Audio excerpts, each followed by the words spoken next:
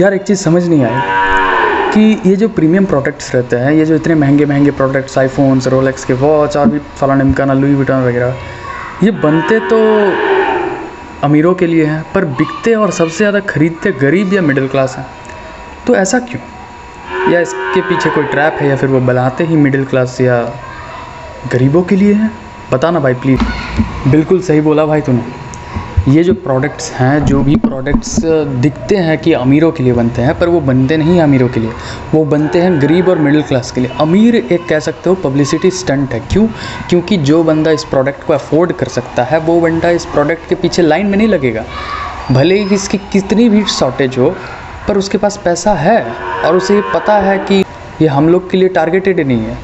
Let's say आप एक Rolex का वॉच खरीदते हो, तो आप किस तरीके से खरीदोगे? EMI से आप खरीदोगे, हो सकता है 5 साल की सेविंग से, पर जो अफोर्ड कर सकता है वो जस्ट 1 दिन 2 दिन का कमाई करेगा और उसे ख़रीदना रहेगा, वो जस्ट जाके खरीद लेगा।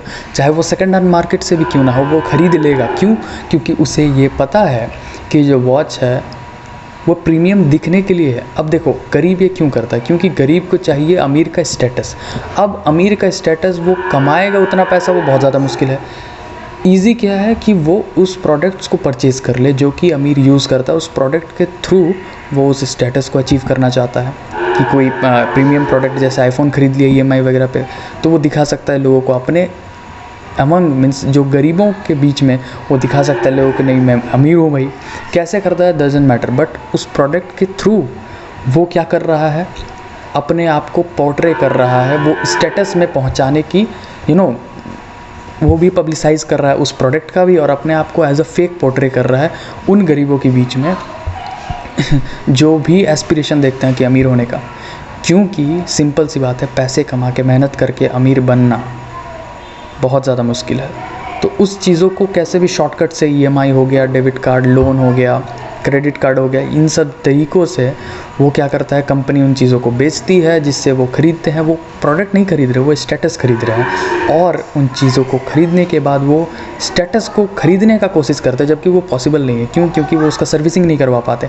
एक आईफोन मान लो कोई 70-80 हज़ार में ख़रीद लिया, iPhone 17 कैसे भी EMI वगैरह करके, अब वो अगर एक बार गिर गया तो उसका स्क्रीन रिपेयरिंग ही 30 हज़ार का आता है।